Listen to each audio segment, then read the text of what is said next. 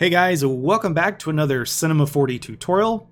I know I've been gone for a while, but I've recently been working on a personal project.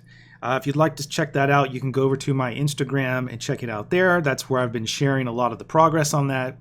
And I've been trying to figure out how to create some throw rugs with some long threads using Arnold and the hair object.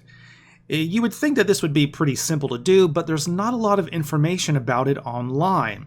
So I had to dig around, and it took me a couple of hours to get it all worked out. So I thought I would put together a little tutorial to share this with you guys. Now, some of you may know this, some of you may not, but regardless, I'm going to go ahead and just put this out there anyway, just in case anybody is wanting to know how to do this. So what I've got here is pretty simple. It's a plain object that I put a cloth tag on and simulated it falling to the ground just to get some crumples into it as if someone threw it on the ground. I put that in a subdivision surface object to smooth it out, and for lighting, I'm using an Arnold Sky Dome light with an HDR image in there. Now before we jump into this, there's something important we need to go over.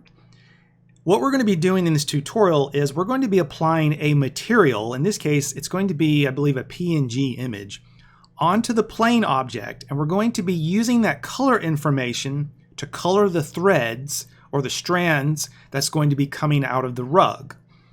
So in order to do this, you want to make sure that your object is properly UV mapped. Now in this case, because I'm using a plane object, it was not manipulated in any way prior to using the cloth tag. So there's really no reason to have to go into the UV editor and mess around with the UVs. However, in your case, you might have something a little different. It might not be a rug or something as simple as a plane. You may have modeled something else that you're going to put hair on or threads. And in that case, you want to make sure that your object is properly UV mapped. You don't want to have messy UVs.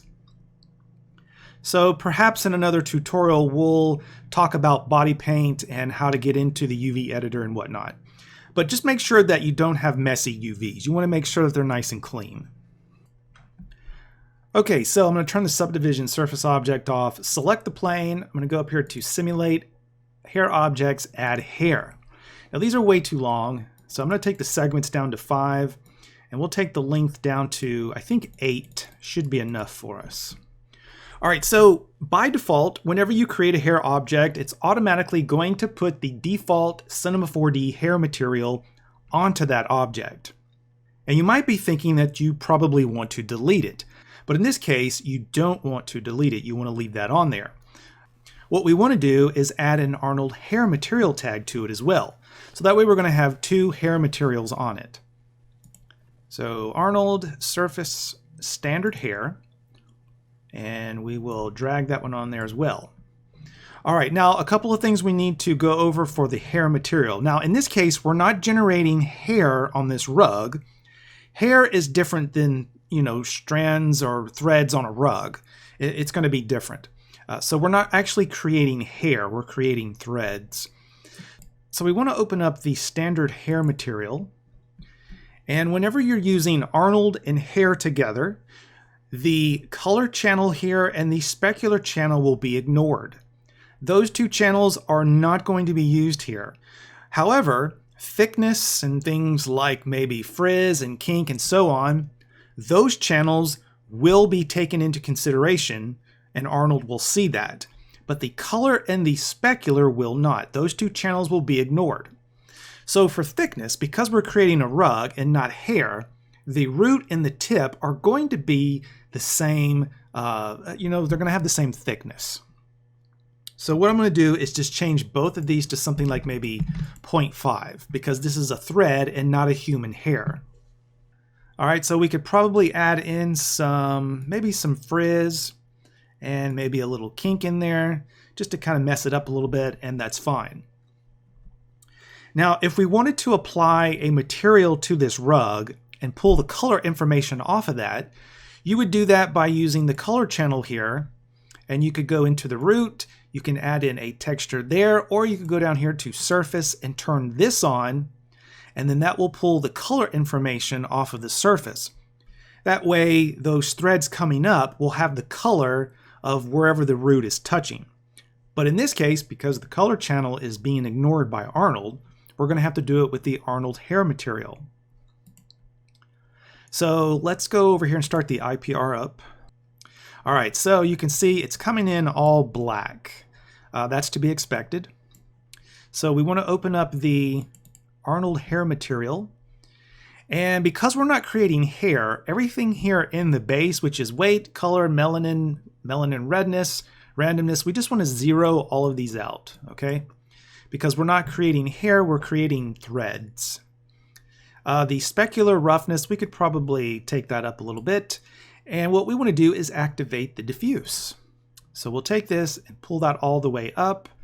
And now you can see, now we're getting threads rather than black hair. All right, now currently all of these threads are kind of standing straight up. If we were to zoom into this, you can see they're all just standing straight up. They're rather thick. We should probably take that down a little bit. But for the time being, we'll just assume this is one of those really thick threaded rugs. All right, so now what we want to do is apply the color to these threads. So we'll open up the Arnold standard hair, because remember, the default Cinema 4D material, the color and specular are ignored. So you're not going to load any type of image into those channels. So we'll open up the standard hair for Arnold. We'll open up the network editor. And I'm going to look for an image node because we're going to open up our image. All right, so this is just a really simple black and white snowflake image that I have here, something you might see on a rug for the winter time. So I'm going to take this and drop this down into the diffuse color. Now it's still not looking right, and the reason for that is because we need to go over here to hair, give it an Arnold parameters tag, and down here we need to enable the export UVs. And as soon as we do that, now the image information, in this case the color information, is coming through on those threads. That's basically all you have to do. So I suppose what we could do is just, let's turn this off for the moment, and we'll go up here to, let's see, where is the brush tool? There's the brush. And what I'm going to do is just kind of brush some of these hairs just to make them a little messy. I say hairs, but it's really threads. All right, so just add a little bit in there. And one thing you want to be careful of is that, notice how we have these strands that are going below the ground object. If we were to try to pull them up from the top, it's not going to work. So you have to go below the object and then push those back up. Otherwise, you're going to have something that looks like a bald spot. All right, so we'll turn the IPR back on.